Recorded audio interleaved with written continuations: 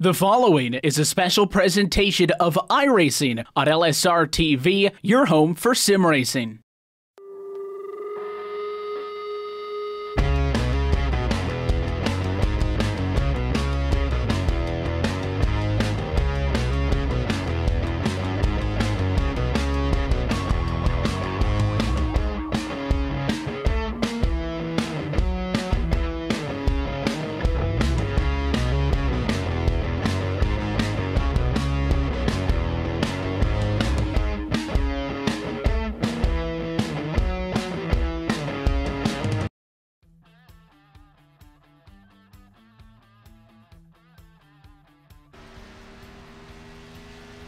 Live tonight from the Charlotte Motor Speedway, LSRTV is happy to say good evening, sim racing fans, and welcome to our continuing coverage of the SESRA series on your home for sim racing and iRacing Live, where tonight for NASCAR's backyard, we go racing for round number 2 on this 2018-19 campaign with tonight's Carolina 135 about set to get underway. We welcome you into the LSR TV booth. It's myself, Evan Pasoko, alongside with David Schildhouse and Rachel Whiteford. Downstairs, Brett Wheeler bringing us to you this evening. And David, as it always is, it seems with these oval track racing stuff, we always start at Daytona, and that has now come and gone. And I think we really now start the real portion, the next 19 races, looking off into the season.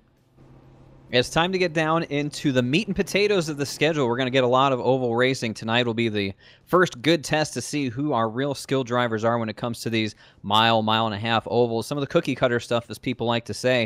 I'm also looking forward to seeing the tire rule in full effect here tonight. Really didn't see it last week at Daytona, but it will come into play here tonight at Charlotte. Really looking forward to seeing that.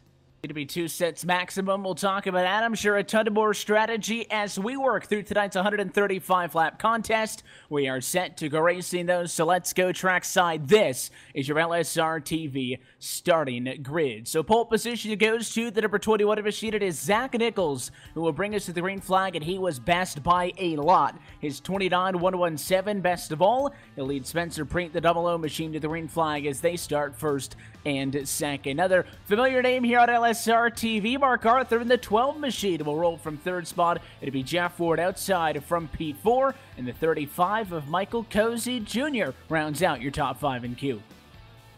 Going off from the 6th starting spot is going to be the number 16 of Steve Ritter. Kyle Vincent Gilbert roll off 7th. Travis Brown from the 8th starting position. Mike Mondesi in 9th. Matt Ridgway in 10th. Sean Wilder 11th. And John Johnson in that number 24 car roll off from the 12th starting position. 13th place tonight, Jason Anderson with Derek Paulson back there in 14th place. Taylor Butcher Benjamin in 15th place. What a fantastic name for him. Jay Groves Jr. 16th place with Morgan Baird. Hunter A. King in 18th with Kevin Dye in 19th. Jason Taylor in 20th, and 21st is Tony Thompson. A complete look top to bottom at your LSR TV starting grid. Let's talk about this Charlotte Motor Speedway, America's home for racing.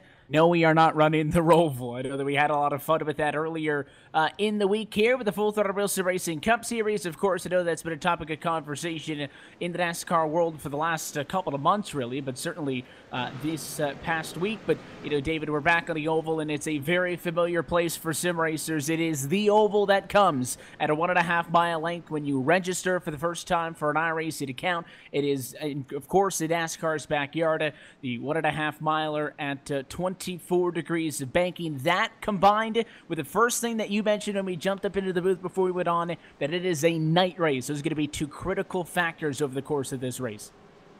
Well, they don't call it the Beast of the Southeast for just any old reason at all. This is not an easy racetrack, even though it's one of the beginners racetracks that you'll experience here on iRacing. Both lanes do work, and we will see, talking to Rachel before the race kicked off here, that high side will work its way in over the course of a run. So, Evan, it's time to fasten the belts, as they like to say, and let this one loose on the green flag. Let's see these guys go. 135 lap means 203 miles between us and a checkered flag.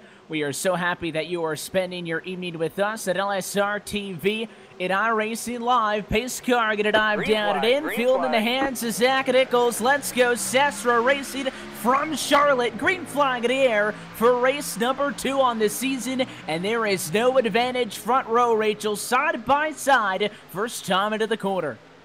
It's been a long time since I've heard you say that one, Evan, but yeah, it is indeed side by side, although it's changing out now. So we've got a big run here by Arthur in the 12 car, getting himself along the low side, staying down there. We'll get an advantage over 00 Preet early days here as 21 drops down to take that lead back, and still 2 by 2 in parts of your field back behind them as everyone settles down. Preet holding that high side. He's being brave, staying up there. He will actually recover that second place there by staying up there. It is a long way around. It's not faster.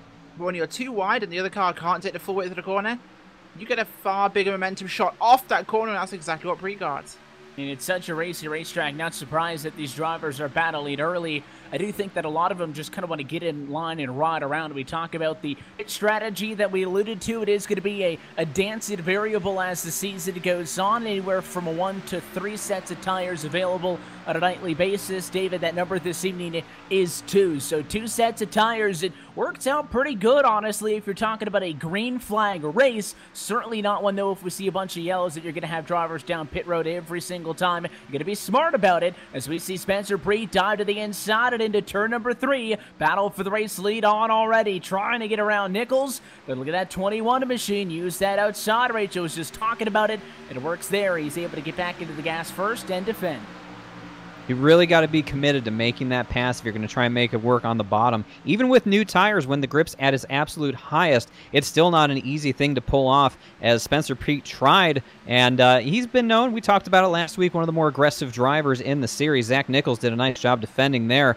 And look, just to set a pace, as Spencer Preet maybe have a little bit of connection issue. We'll keep an eye on that as the night rolls along, but going back to the point on the tires, absolutely one of my favorite rules when it comes to sim racing, the simulated tire allotment. I absolutely love it, especially when it comes to fixed setup racing like we see here. It puts so much more strategy into the driver's hands, and again, if it's green, yeah, you know, you don't have as much strategy. You pit when you need to pit and you move on, but if the yellow comes out, that's when you really got to start thinking, do I take tires? Do I take just fuel? Because you maybe want to have a set of tires waiting if there's a late yellow. And it's certainly something that I think you have to keep in the back of your pocket, per se, as we see Jeff Ward now go to the inside and try to make a move. Spencer Preet looks like he's having a connection issue from second. Race control just warning him, hey, that not all the cars can see you on track, so he's going to go high, get out of the way, and it's a courteous move by the 00. Of course, it's dangerous for him and the other cars if he's out there driving around and they can't see him, and he may get black flagged here shortly, but what that will do is put Jeff Ward back and into the number 2 position. So as he's been thus far this evening, Cozy's right next to the 00. Those 2 drivers, teammates, so I'm sure they're talking with one another and are very aware of where that 00 is. So if anybody knows where he is on track, it's the 35. Cozy's going to get by on the inside, but this is not good for Spencer Preet. No, not in the slightest at all. Preet will have to try and fight back, but as someone like Charlotte, you really can. This isn't Daytona. You've got a lot more chance to do so, especially if we get some cautions throughout this thing. But 2 tire allotment, that's an interesting number we've got there, Evan, of course. That's not including this set. They've got 2 sets they can put on, so they have 3 total sets of tires for the race. That is going to have to be very much carefully measured here. You're going to have to think long run, which means start of these runs, you can't go all out. If someone wants to try and pick the pass on you, let them. Let them go through, because you have to run to that number, and you just can't afford to burn them up early. Yeah, it's just not worth it at this juncture, certainly, and maybe that's ties into with how we saw Preet kind of oblige you with those commands from race control and moving up a tad a bit, but I still don't like that car being out there. He's having a really severe connection issue, because then everybody else pretty much fine, but it is not good at all for the 00, and of course Spencer Preet comes into this race having just, I guess missed out per se on getting some good results at Daytona a week ago. So a good start would have been a good way for him to kind of jumpstart his 2018-19 campaign, and falling back certainly not the best. But before that incident really happened, I thought Spencer Preet had a legitimate chance at battling for the race lead. David, instead, he has issues. He falls back. And Zach Nichols, I thought maybe would have used that to get a little bit extra space. Well, the 9's caught up. The 35 is there also. So he's been able to hold it now through the first 10 laps of this race, but I'm not sure how much longer that 21 is going to be at the top of the scoring pylon. Well, as they like to say in racing, catching them's one thing, passing them is something else entirely.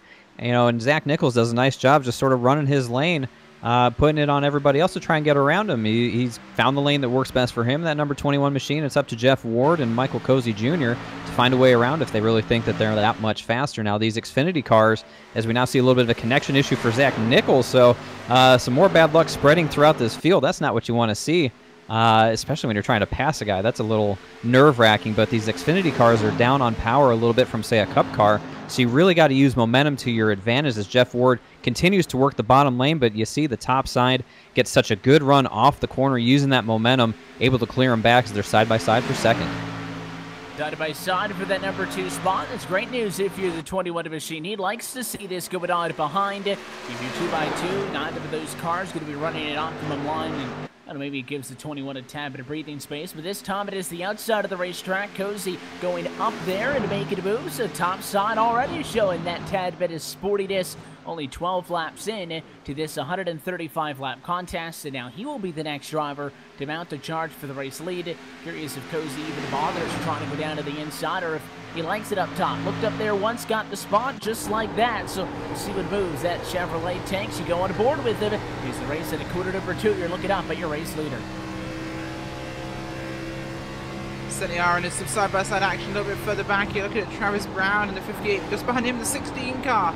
Steve Ritter side-by-side there with the 7, moving up towards the 58 here of Travis Brown. Can he actually find a way around? The 12 has dropped all the way back here as well. That's Mark Arthur. He was running up in 3rd. Now he's all the way down here, back in 5th place, and looks like Brown just got a big head of speed. He managed to make that pass there on the 12. 16 coming strong as well. Coming up also, so you have to kind of keep your eye all the time here at a racetrack like Charlotte. Certainly drivers aren't going to be falling way back. I don't think this is a track where, even if we have a long green flag run, you're talking about 3, 4, 5 second intervals between cars. I mean, it is fast-paced. The banking really helps that, so drivers are able to stay with one another, and you're talking about speeds in these B cars in close to 190 or so miles an hour into the turns. Certainly there is a little bit of a draft effect. There is a fight right now for position number 5. Travis Brown is going to get past. Mark Arthur threw it on the inside, so that'll be an exchange for position. Brown has been only going forwards thus far, so it's going to be a small kink in his hose per se on trying to make his way to the front of the field, as he will end up losing out a spot. Steve Ritter tries to go bottom also. Fool me once, but not twice. The 58 holds that one off. And you look at Mark Arthur there in the number 12, last week's pole sitter at Daytona, had a curious loss of the draft, if you will, early on, recovered nicely in that, I love that paint scheme, that Dr. Squatch Chevy Camaro looking good on the track. Moving up to the 5th position and sort of getting away from this group, but it's kind of a 3-car breakaway as those top 3 have gotten out by almost 2 seconds now over 4th place Kyle Vincent Gilbert. So these guys trying to work their way through, and I think that's what we're seeing, Evan, is maybe some comers and goers, guys that put down a good qualifying lap sort of sliding back, guys that didn't get a good qualifying lap working their way through the field, and then you sort of set your strategy from there to try and reel in these guys out front that are getting away at a pretty good clip. Yeah, if there's going to be, any one run in particular that you're going to see all of those drivers headed up or headed down, it is this first one. Certainly might miss out on qualifying. A little bit more lenient here than some of the more strict qualified procedures that we see in some of these series. But for this SESRA series, it is a 2-lap qualifying effort. All cars out there onto the racetrack by themselves. So certainly, if you really miss out on the first one, the second one gives you an opportunity to save it. But at that point, I guess you really just want to stop and try to redo it, because I don't think you're going to get much faster second time around a racetrack like this. But you do have drivers like a Sean Wilder, who's been a little bit quiet. He's in front of a big mess now to back straightaway. Couple of cars going at it with each other. Morgan Baird to the inside on the 7 Mike Montesi. That is for 9th and 10th spot. And well, the reason I was going to point out Wilder, because he's gone from outside the top 10 to win a bit, but speaking of that, how about the 10 of Baird? He's up 7 spots already. He won't get the spot for Montesi, so he'll have to tuck in line and try it again, but now everybody noticeably running up on a much higher line than they were in those opening laps. Yeah, they absolutely are, and that will change throughout the race. And we talk about the qualifying with 2 laps there, Evan. You've only got 1 shot. There's no such thing as 2 laps in this. If you go for a full qualifying lap on that first lap, you're not going to get a second one. The tyres will have already lost that edge to them. You're going to get 1 shot of this, so it's a case of just go out there, throw everything you have at it, and hope. To be honest, at Charlotte, qualifying order isn't huge. You will, in a race of this length, will have time to race your way through the pack. In fact, starting towards the rear, getting an early pit stall is a huge advantage if you end up further towards the front of the field later on in the race, because you get to pit around nobody And everybody at the front is fighting for pit stalls and seeing their spot and seeing the next bit of room on the track to actually get in and out of their pit boxes under yellow. So if you actually start at the back, you end up having a really good chance of getting in and out and getting more time on pit road under yellow, so you can pass cars. But looking further up here towards the front, Jeff Ward right now is doing everything he can here to push on the 35 car of Cozy Jr. Cozy up high, got a good defensive spot. He will hold that spot for a second now, as that Nicholas just running to the front of those guys. It's that 3-car breakaway at the moment we've seen is 2.8 seconds back to Kyle Vincent Gilbert. And then you've got the whole mob of cars behind him, 3 further seconds back. So we've seen a real separation happening here. Yeah, Gilbert's all on his own. He's way off of the guys up front, and he's got about 2 seconds and change to the cars behind. But there's that mob, as you mentioned, that's not willing to roll over. Travis Brown to the inside. The 7's going to go into the outside wall. Montesi going to get tagged by the 10. He'll slide at a turn 2 into the inside wall. But the car stays pointed forwards, so no caution. Looks like we will stay green. That could have gotten real ugly as they went 2x2 off into the turn, and Montesi simply missed turn 1. It just got in there a little too hot, got up against that outside retaining wall, and just nowhere to go for the cars behind, and you saw the contact there. It doesn't bring out a yellow, just not enough of a spin, I guess, there to warrant it, and that's okay. Unfortunate for Montesi, he was giving that 7 car a pretty decent ride, but as these tires wear, they will fall off quick. These guys talk about the cliff. I remember from years ago hitting the cliff. All of a sudden you had grip and you could make your entry, and then all of a sudden the next lap, it was gone, and you were up into the wall before you could really do anything about it. Maybe that's what happened there with Montesi. Sort of hit the tire grip cliff and was a little over-exuberant on his entry speed, and that was the result. Unfortunate, but he'll be able to recover. Now he needs a yellow. Yeah, certainly that's what it needs, and it needs to happen soon because just the damage on that's quickly going to kick him a lap down. He's already fallen all the way to the back end of the lead lap, which is 16th position. Only Jason Taylor, who, well, name might sound familiar, race winner from Daytona just a week ago. He is a lap down already in 17th, and he's the only driver off of the lead lap still in this race. We noticed Spencer Preet had those issues. He has not been able to get back on track, and further issues for the 8 machine of Taylor Butcher Benjamin, who also is out of this race after it appears maybe as well some sort of a connection problem on his end. So some of the mechanical gremlins per se, when you look at it, maybe the sim racing equivalency is something like that, biting a couple of drivers who I thought would have been competitors tonight, despite the fact that, Benjamin started way back 15th and Preet was the top 2 car, certainly a difference, but I was expecting good things out of both of them. They are out of this race early on, so that obviously limits the number of cars at a lead lap. But Montesi very shortly, I think, also going to be down and into those clutches, and well, it's a long way around Charlotte, so that's the one positive. Your race leader's running 31, 32-second lap times. Mike Montesi 17 seconds behind your race leader, so it's not all that bad. He's got some time to work with, but certainly the damage is not helping him at all. He's about a second or so off pace.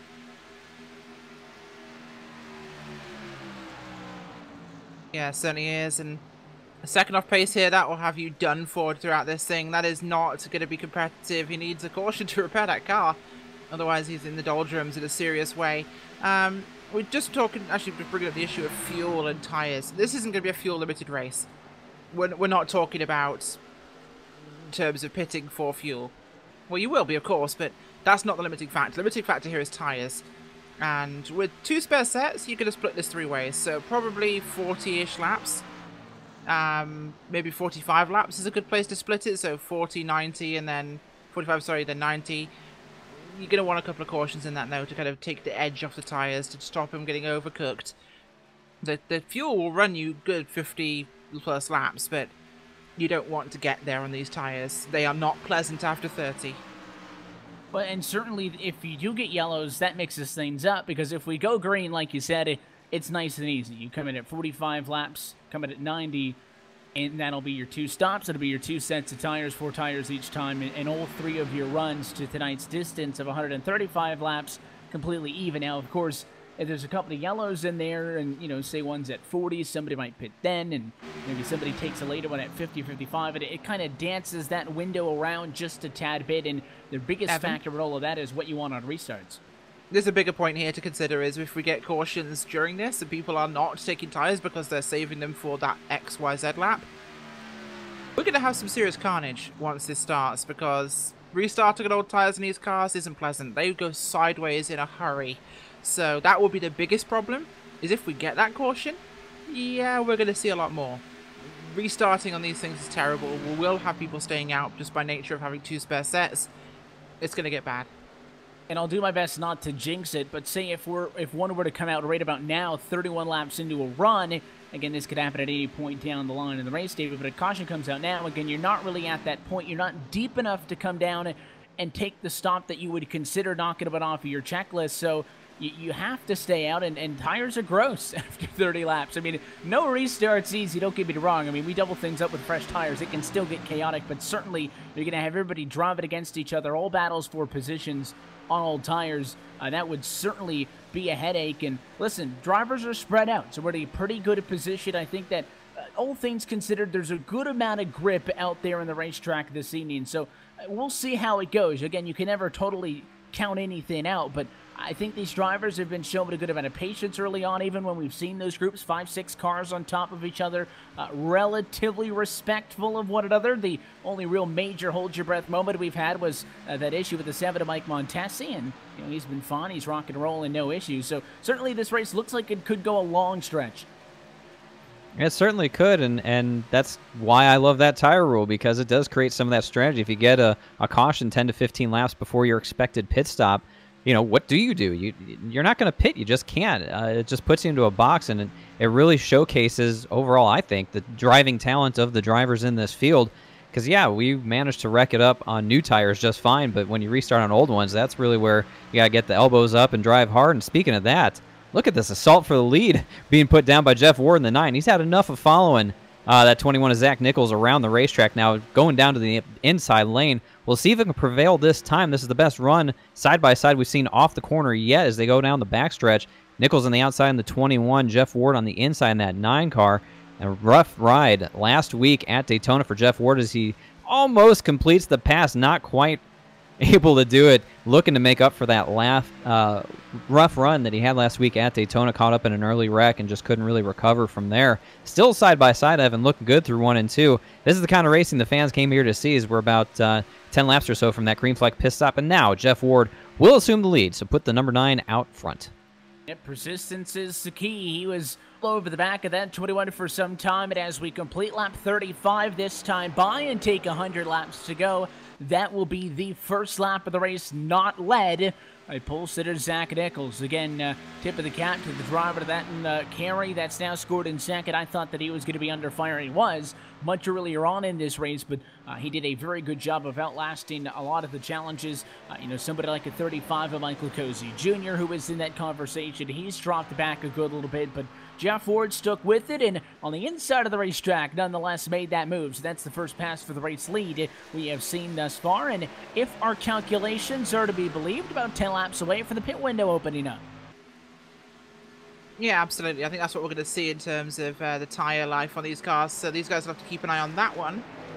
They're running nice and separated now, so this is a good position to actually see us heading to that green flag first stop. And once we get more green flag stops, like the super speedways, they just continue. But, of course, people coming off pit road onto pit road, we can see people spinning, so we could get a single car caution to bring us one out around the pit cycle. We have got some side-by-side racing here, the 19. Nearly 3 wide racing there with the 19, 58, and the 10. Single file out there on the backstretch, but those guys pushing hard together as there goes 58, Travis Brown, making a move there on the 19. He's trying to get another position back, but it's the 19 to Hunter King who's going to be able to complete the pass on him outside. The counter challenge, not good enough, and I'm curious if Brown's got a tad bit of damage. He does have, look like the right side of that car torn up just a little bit. Maybe he caught the wall on a quarter exit at some point, and for him it may be hindering his ability because, as I mentioned earlier, he had been picking up spots early in this race, and since then he has dropped down just a little bit, and give it away to maybe one of the fastest cars of the night, Hunter A. King. Not done yet. He'll try to work around the 51 as you see now another side-by-side exchange of the racetrack. And just as we catch up with this one inside of the top 10, I did see a car towards the back of the pack pit road. So some drivers trickling down as Derek Paulson hangs on. That's Mark Arthur for 6 and 7. Yeah, these guys are definitely hanging on. That's a great way to put it, is you're on these old tires, slipping and sliding, struggling for grip. Hard enough to do it by yourself, even harder somebody hanging on your quarter panel or off the side of the door there. But these guys raced hard last week together. Paulson, we saw him take a wild ride coming to 3 laps to go, spinning like a helicopter across the start-finish line there from the lead. That was a heartbreaker for him, but you know, he's out here giving it a good run again at Charlotte as some of these cars are starting to hit pit road. So a little bit earlier than we might have expected. Guys like Morgan Baird hitting pit road right now, Evan, sort of setting themselves up for a little bit longer run maybe in the middle stage here. Yeah, that's certainly on the short end of things and maybe what we would have been expecting, but you know, you can certainly go on fuel. The fuel's not the question. So if you're making a 5-lap shorter pit stop than maybe what we predicted, that's not necessarily going to make or break a strategy. I think it's just drivers trying to play around with it a little bit. Listen, if you're anybody right now, your top 5 cars already 10 seconds off of the race leader, as Jeff Ward is now starting to stretch things out up front, 2.8 in front of Zach Nichols, who is really struggling now that he's in the number 2 spot. Heavy right front damage on the 21 machine. After the 9 passed him, the 21 machine slapped the wall at a 4, and there's going to be a caution flag. Spinner down by turn 1. It is John Johnson in the number 24. Yeah, just so that we're going to get a replay up on the screen here of what happened to him. And oh, wow. Across the start-finish line, he contact with the 10 car, comes up off the corner, gets into him, dumped into the outside wall there of the tri-oval, comes back across the track, misses the 10, goes through the whole tri-oval, comes back up on track again, holds it straight, but he just loses it at the end there, goes into the wall, loops it around. That's what brings our caution out. So 1 car in that really, yeah, more damage than he'd want, but at the same time, yeah, the other cars all got away with it, so that's a minimal caution. But this is actually perfect timing. 41 laps, I'm going for tyres now. Absolutely tyres now. Yeah, it's only shy by a handful of laps than we would have expected drivers to be down to the pit lane anyway, so I don't think it's going to hurt drivers all that much. What this does do is those drivers who were on that short pit call who just came down to the pit lane, well, they're stuck. So John Johnson obviously involved in the accident, but Jason Taylor, Morgan Baird, those are drivers who are now trapped a lap down. The 10 was involved in the accident, but that's not why he's a lap down. He pitted at lap number 39, and he will now find himself hoping that every single driver on the lead laps comes down pit road so that he can stay out and get back to the lead lap in this one. So that'll certainly put a damper on his night. But race leaders down pit road for the first time this evening. We will cross over from lap 43 to 44, and Jeff Ward's the first driver in. Jake Nichols, second driver down pit road. He's got that number 1 pit stall. Watch for a race off of the pit lane. Expecting 4 tires and fuel across the board for all these guys as they work their way in. We'll see them go to work here, taking on their first set of tires, and it's always a tough thing to police. It's kind of the honor system. You got to, you know, expect your drivers to tell you how many tires they take, and as a driver, you really got to be honest because you don't want to be caught lying about that. But it seems to be routine service for everybody here. A couple guys struggling. The 9's down and away. Jeff Ward will easily win the race off pit road, followed by the 35. Michael Cozy Jr. It'll be Steve Ritter in the 16, followed by Kyle Vincent Gilbert, the first 4 off the pit road. And one driver I thought might have had a chance at this was Zach Nichols, your pole sitter, but very clearly you saw he did not come off the pit lane with everybody else. He is staying down to get that right front damage repair. So it was Ward 1, Cozy, Ritter, Gilbert, and Paulson, your top 5 off of the pit lane. And obviously this is a big decision by the 21 Rachel to stay in the box, get that car fixed. He's still down on pit road, so clearly the damage was excessive on the right front. Now he will roll off of pit road, so that's a conscious decision by that driver to say, listen, I could get my 4 tires and go and maintain my track position, but we're no longer talking about spread out race cars. Everybody's on top of each other. I'm thinking he feels like that car really hurt, needed the repairs, and he would rather get it fixed and give up the spots and try to make it work with the damage as it was.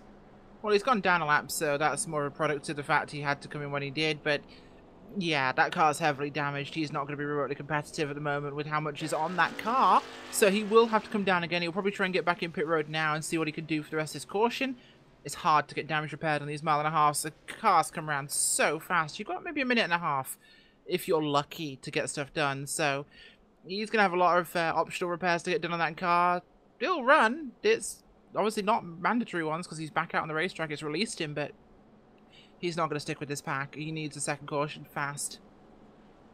Yeah, so that's what some of the drivers are going to be hoping for, but I don't think this really hurts somebody that was up front. The one thing is here, if I'm Michael Cozy Jr., maybe I've got a shot at this thing now. He'll end up in second position in the Authentic Designs Camaro. He also has a little bit of front-end damage, so that seems to be a theme that a lot of drivers have been struggling with this evening, is small pieces of contact. Of course, not maybe something I would expect to see here tonight at Charlotte, although next week, when we go racing at Martinsville for the Paperclip 150. I think then we'll be talking about a good amount of sheet metal damage for that one on the 18th as we head into the third race of the season. But Cozy was about 3.5 seconds off for the race lead, and once Zach Nichols lost the race lead at 21, really came back to him. Cozy looked pretty even with Ward. So as the lights go out on top of the pace car, they both got fresh tires, and we'll restart with 46 laps of 135 complete. Keep an eye to see if that car up top's got something going. You know, after a long green flag run, these race car drivers are sort of assessing what they were doing. They're looking at their tire wear to help them better understand what they did well and maybe what they didn't do so well through that first run. You know, looking at the tire wear rates will really give you a great idea if you're just abusing the car too much, and then you can alter your line, alter your entry points, and that's really what the top tier drivers are going to be doing, is learning from that first run. So maybe now's the time we see Michael Cozy Jr. put his experience and his skill to work here, as he's a guy who's very well accomplished. We've seen him here on LSRTV quite a few times and doing some big things. So now he's got a run under his belt, has a better idea of what his car is doing. I don't think that front end damage is going to bother him too much. So now it's really Jeff Ward v. Cozy. Be interested to see how they get along here as we get ready for our second restart of the night. And on a restart, race leader gets to control. When do we go green? That's the difference between a restart and the initial start. So let's see what the Renata machine decides to do. It will go nice and early. Green flag back in the air as Jeff Ward takes off as your race leader. And an equally as impressive start for Cozy. Second place all alone off into the quarter. It'll be Ritter third. Looks like Paulson P4 with a big run. There's going to be contact. He'll tag the 16 of Ritter, who's sideways in turn 2. And he will hang on, but more cars wrecking behind. The 12, the 27, and somehow no caution again. A lot of chaos, but no wreck. It was under the line. That's why we got no caution. All of it, as the replay shows up there, all that happened under the line. And honestly, if those guys hadn't tried to avoid the wreck, there wouldn't have been a wreck. It was one of those catch-22 situations of the car that wrecked, straightened himself out and was fine, and they checked up to avoid it and caused it. Yeah, so certainly a tough break there, and we come back live after taking a second look at that one. You see somebody spin it in front, you get hard on the brakes, you start wrecking, and the irony is that, you know, you probably ended up getting more damage than where the initial spin was, but that's twice that turns 1 and 2 nearly has an incident and survives it. It seems like if you're going to get into trouble, I do it at that end of the racetrack. It seems like turn 4 has been a little bit less forgiving this evening to this point. But, I mean, your top 2 went off with such a blistering pace, and there was a lot of chaos mid-pack. So what this might do is spread everybody out a good bit, but not first and second. There is Cozy mounting that charge that we questioned if he was going to be able to do something with. The gap first and second now, just 2 car lengths. You know, if I'm Michael Cozy Jr. right now, there's really no pressure from behind. Derek Paulson, about 30 car lengths or so behind him. I'll focus out front on Jeff Ward. I'm going to just keep showing my nose, make him think a little bit, make him drive harder than he wants to hold on to the lead while I take care of my tires right there in second. Don't really abuse them. Because when the time comes and Cozy's going to pounce, and, well, you can forget about all that, as yellow flag number 2 hits the speedways. We got the number 16 of Steve Ritter spun around. Evan, you mentioned it off of turn 2. It's sort of Calamity Corner, got together with Jeff Johnson there. Yeah, this time they do not hang on to it, and it was a big mess. It did all start with the 16. Steve Ritter's the guy that got run over at the start of this one. He got hit in turn 2, but again, he just struggles on exit there. The 24 catches him with such a rate of speed. Johnson tries to lift, and it just gets the 16 out of shape, but it looked like everybody was going to be okay. It looked like he had saved it, and then Ritter's machine goes back up the hill, and unfortunately it is going to cause contact between those two, and as they wreck to the back straightaway, the 24 went up the hill. He also takes out the 51 of Jason Taylor, so it is not going to be a repeat win tonight for the 51. He's heavily damaged, and now we find ourselves in one of those situations as race leaders look to pit road, but dive back up that I do not want to take my final set of tires with still 84 laps to go in this race, so they dive back up top. This is what's going to cause another caution here off this restart. We're going to have tire. Yeah, no, all the tires are that old. They're only a couple of laps old. But at the same time, it's these sort of cautions that are going to really start it, you know? These are going to just... Yeah. This is where it starts to get interesting, Evan. This is where we start to get those cautions kicking in, because now you've got tyres that have had that edge taken off them. They're a little bit slicker. So when these guys put the gas down, they're going to have to be very careful, otherwise they will spin them up and they will turn right. Yeah, and I think maybe that's what you saw there when you saw that it looked like an initial save from Ritter there, turn up, that car accidentally ended up going right back up to the racetrack, and that car has gone behind the wall. Looks like he will be the third driver to head to the garage early this evening, as that car has taken it behind the wall. So it'll be Preet, Benjamin, and now Ritter out of this race early on. And certainly the number of cars out there that are trying to limp their way around continues to increase a little bit by little bit as we kind of work later on and into this race. And in comparison to a place like Daytona, obviously you open up the season and you have that pretty standardized 250 miler, so a significantly shorter distance tonight from Charlotte. It will vary at some points as we work over the course of the season on these 1.5 miler racetracks, but certainly I don't think 135 laps is a marathon by any stretch of the imagination, but it is a long enough time that you do have to, I think now that we've gotten these first 2 yellows, and it puts the question of going 40, 50 laps green flag without another incident in doubt. The age-old saying has always been, David, that cautions breed cautions. I would start to pay a little bit more attention to conserving my tires now than maybe I was earlier on. Yeah, absolutely. I would have to agree with you there, Evan. It's just sort of you play the hand that you're dealt. I think that's the other good saying to put into this situation. Not really sure if the guys are going to be able to keep it green as they struggle. Now we got more damaged cars on the track, which can add in some variety. We've got more damaged cars right now through 53 laps than we did through nearly 100 laps at Daytona. I reckon last week these guys are really getting after it, hitting the wall, hitting each other. But certainly a much different style of racing, and Charlotte is laying into these guys, I would say, a little bit. It's not everyone's particular cup of tea, and we've seen it bite quite a few names. One guy that was saved by that yellow was Mark Arthur. He had the big slide on the restart, really lost out as that yellow never flew, but now he got his yellow. He can get his tires and rejoin this race. So again, Mark Arthur 2 weeks in a row sort of hanging out in the back inadvertently, and now he gets a chance to recover as they go side by side. We're 1 to go.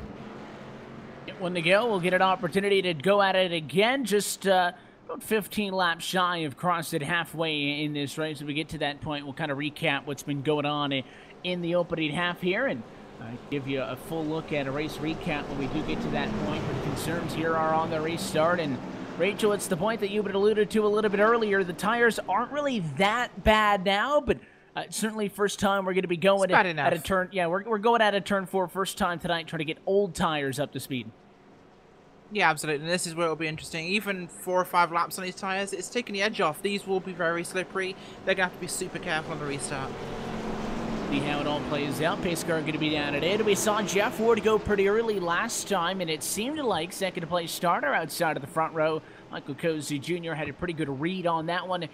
We will see how he's going to be able to react to this one, and maybe that 9 machine waits a little bit longer, tries to mix it up a tad bit, keep everybody else on their toes. But the top 2 pulled away a ton last time, just the same this time for Jeff Ward as he takes the green flag, and we go back away with now 54 laps complete, and Cozy may have to play defense. He slides down to protect second from Paulson. Paulson certainly no stranger to mixing it up on the restarts.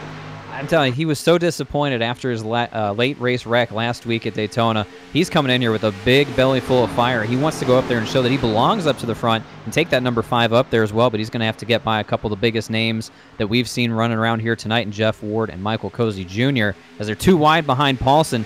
That's the 91 of Sean Wilder, who had a great run going to Daytona, cut short by a wreck as well while he was out front. So good to see him getting up front. Again, that Mopar Ford just completely melts my brain down. But he makes the high side work as he's going to pass Paulson off a 2 down the backstretch, put Sean Wilder up to 3rd. ISD's been tonight. He continues to charge forward as Paulson may fall back into the clutches of the 21. Here comes Zach Nichols. That car gave up a lot of track position to get it fixed on the second most recent yellow. And he is now charging back through the field. He's got the outside, so it should give the 21 a good opportunity. Awfully tight there as the 5 just cannot find grip. He's kind of floating up and down the hill in the corner, and it'll allow Nichols to get by relatively easily, and that's hardly the end of the battle, because now the 58 of Travis Brown's on him. Yeah, it's dangerous territory to keep an eye on there, as Brown is pushing pretty hard here. He's right on the rear bumper there for that 5 car of Paulson, and 58's looking for a way through here, looking for an opportunity to pass. He's going to have to make a move into 3, I think, based on how fast he's looking at the moment, but can't quite get that overlap on him. He's just not quick enough. But right now, with the dirty air, they're having an impact, but doing everything at the moment to get this thing done. 58 pushing forwards. Behind them, though, 19, 13, and 10. Under a blanket here, 2 wide. And 2 by 2 they head as this battle for position will continue, and certainly off of the restart to expect to see a lot of this. It looks like the 13 is up and into the outside wall, so that Ridgeway misses turn 1. Not the first car we've seen get a little bit too hot and heavy down into that turn, and he races up against the fence. Certainly not at Arlington Stripe, though. That's something you want to see as we re-look at this fight now. The 227 of Kyle Vincent Gilbert, he will get up and around the 86 of Jay Graves Jr., so they will swap out. That battle was for 7th and 8th spot, and maybe a little bit more racy it looks like this time off for the restart. I would have expected the opposite, that the old tires are going to spread everybody out a lot faster, just because it's going to be harder getting them up to speed, but a lot more action this restart than the one previous. Well, Evan, you've been doing this gig a long time, and I've been doing it not as long, but it seems every time we have a theory or we really just strike on something that's going to sound great and hit a good point, these guys go out and prove us wrong. It's like it's their job before even driving these race cars around the track. But yeah, everyone seemingly has picked up the pace and is fighting harder than we could have imagined with the rash of cautions that we saw there. And the old tires be damned. Doesn't really matter. They're getting after it just the same as Kyle Vincent Gilbert continues his march to the front. Now he's looking at the rear bumper of Derek Paulson, wanting to work his way by. Paulson falling back just a little bit. So KVG on the move up to, I guess that's the 6th position now, looking for 5th. Continues to march to the front, and he's all over the back of the 5, harassing him down into turn 1, and Paulson's not even going to bother. He'll just stay high. The 227 rolls on through, and Gilbert now top 5 position at a blistering pace. With the driver at the number 27 of the sheet on this most recent run, really taking advantage of all of these opportunities presented to himself, with all of these cars still grouped pretty tightly together off of the restart, and the top 4 have not really spread out at all. In fact, the last time by, still only separated by a half of a second. I think it's the closest we've seen the top 4 be this many laps off of a restart to this point tonight. It's always been, you know, the top 2 stretch it away, and listen, Cozy is doing everything he can. He's putting a good amount of pressure on Jeff Ward, but Sean Wilder right there in 3rd, highest he's been all night, and your pole sitter Zach Nichols wanting to get back into the party. They're keeping it fresh up front. We might see a fight for 1st and 3rd here. I don't know which is going to be first, but we got 2 drivers looking to the inside. It looks like it is going to be to the inside. Nichols on Wilder, and it'll be a 3-car fight because Gilbert gets here just now also.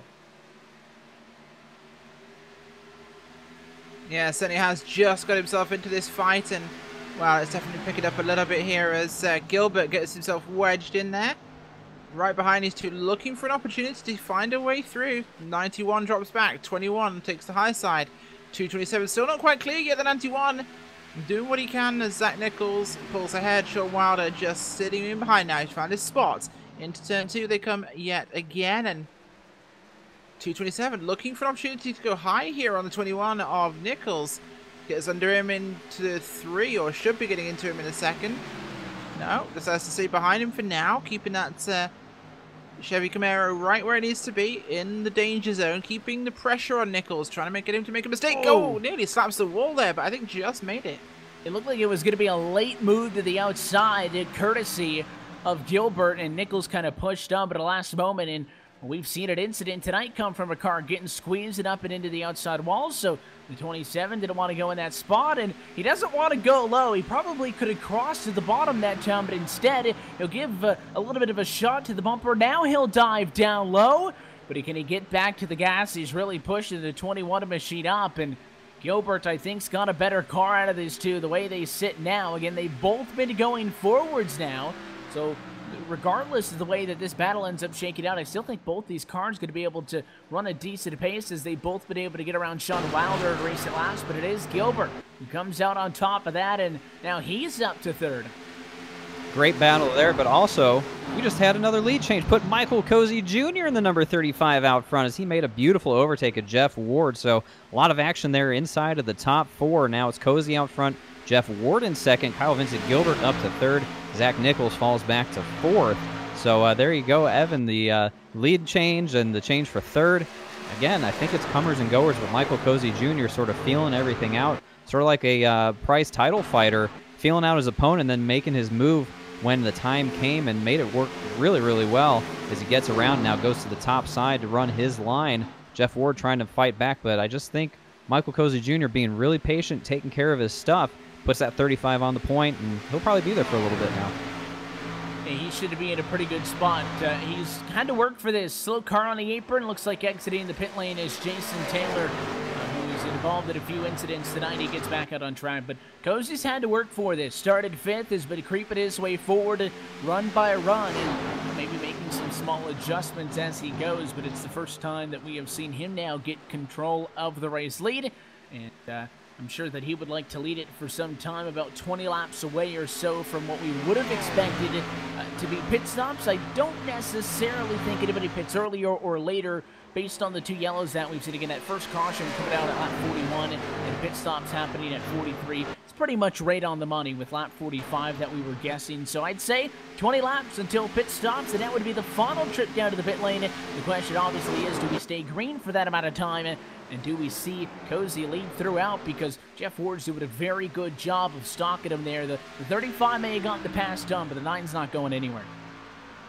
Yeah, not yet, but look at this. Hunter King's ahead now of Sean Wilder, and Wilder looks to be making a bit of a comeback here as the 86 just behind Jay Groves Jr. working on Travis Brown. So there's a bit of a confluence happening as different tyres seem to be affecting the different drivers differently here, which is a bit of a tongue twister, but these guys seem to be reacting differently to how they're wearing those tyres. As the 9 coming onto the 35 of Cozy Jr. here, and the 9 trying to fight back. Jeff Ward right in the rear bumper of the 35, the leader of this race. Could we see a lead change again here in a minute? That could be happening. The 9 car looking fast tonight. That Ford Mustang is pushing hard. Has he got a chance? Cozy Jr. goes up the track on the backstretch here. Not going to overlap this time by, but they're keeping it going. And they're going to keep this battle for the race lead on, and Jeff Ward's intentions aren't just to put the pressure on. He wants to get back out front and lead some laps. To the inside he goes, but he outside too strong, and Cozy holds off for the moment. And a typical conversation is, well, drivers out there fighting for bonus points and such. Not a huge factor, those, though, in this SESRA series compared to what you see elsewhere. It is a point per position based on the finishing order, and that is it. So, Jason Taylor in the number 35 machine. He got 40 points for winning at Daytona. Kyle Gilbert got second. He got 39. It's a point per position, so maybe that shows why these drivers are maybe as aggressive as they are at this juncture. The 9 looking to the inside again. And we'll keep a half eye on this battle for the race lead. I'm sure it's not over, but we have crossed the halfway point in tonight's Carolina 135. So let's use this opportunity to take a look top to bottom at our iRacing Midway Race Break, brought to you by iRacing, the world's premier online racing game with professionally organized racing from NASCAR, IndyCar, IMSA, and more. For the moment, it is Michael Cozy Jr. leading. Jeff Ward with the nose on the inside will still be scored second at the start-finish line as that battle now heads off into quarters 1 and 2. It is Kyle Vincent Gilbert in third position, Zach Nichols fourth, and Derek Paulson, one of your biggest movers, scored a P5. The biggest movers just behind him up 12 spots, Hunter A. King scored P6. Sean Wilder falling back down to P7. Travis Brown is 8th with Jay Graves Jr. in 9th, and Morgan Baird rounding out your top 10. Mike Montesi currently running in the 11th position, Matt Ridgway in 12th, Jason Anderson in 13th. Mark Arthur in 14th. That's your last car running on the track, I believe, right now. Scored off the track's going to be the 51 of Jason Taylor in 15th. Steve Ritter 16th. John Johnson in 17th. Taylor Butcher Benjamin in 18th. And Spencer Preet, your last car that started tonight's race, out due to connection issues in 19th. Look top to bottom of your LSRTV midway race break, brought to you by our friends over at iRacing. For more information on the wide variety of sim racing possibilities online, you can visit iRacing.com to sign up today. And if you are looking to sign up for a first-time membership, go to iRacing.com/membership, and you can get 40% off all new subscription levels. That's anything from as short as 3 months to as long as 2 years. And we mentioned it right at the green flag.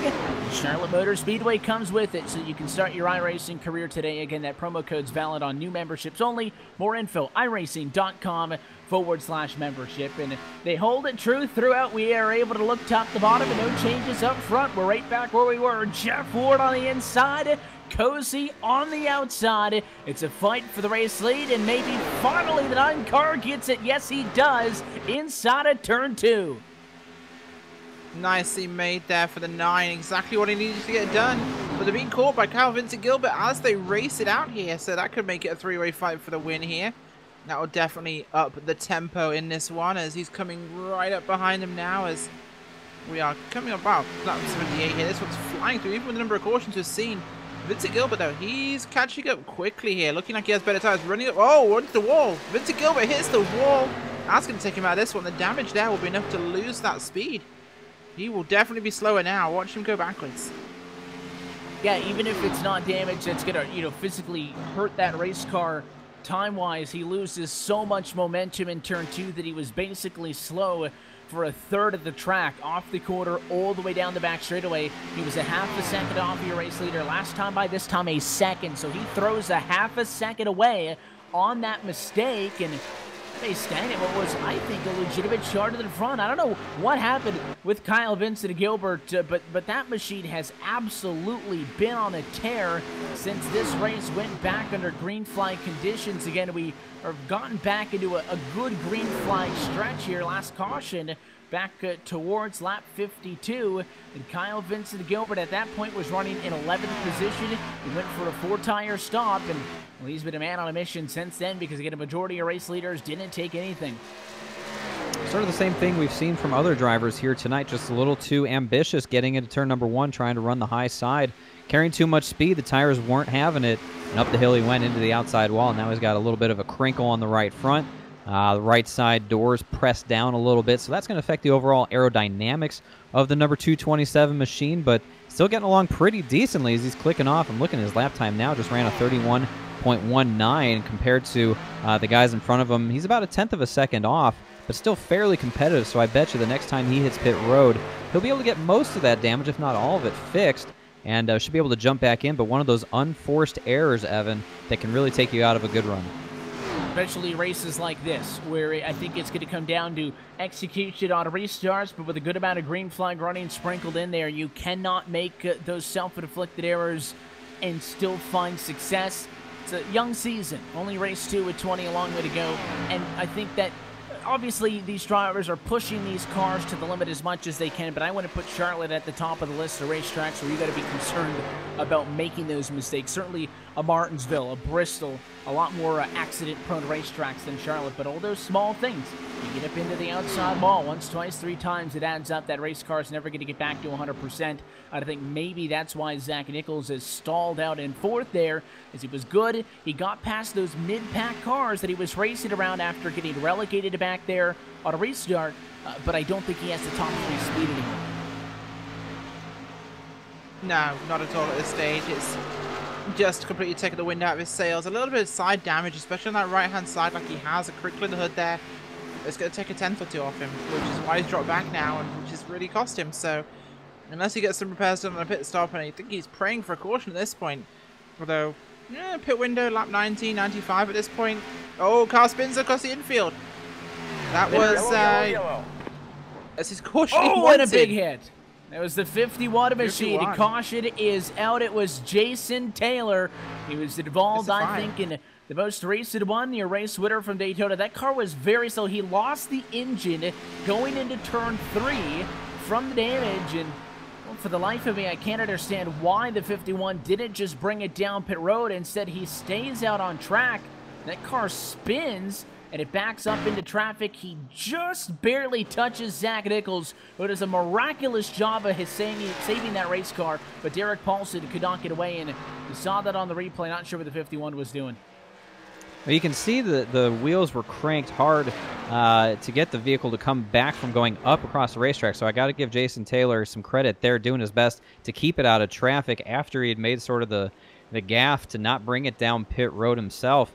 So the Daytona winner having a real rough go of it here tonight, and puts a big lick on 2 of our top running cars. Derek Paulson, the number 5, took a big shot there as well. So really unfortunate. I think Nichols really got the biggest piece of damage there. As you look at the front end, really messed up on the number 21. That's going to put a big damper on his aerodynamics. So really unfortunate break, and just one of those things, Evan, you cannot plan for that when you're a race car driver, whether it's real life or sim racing.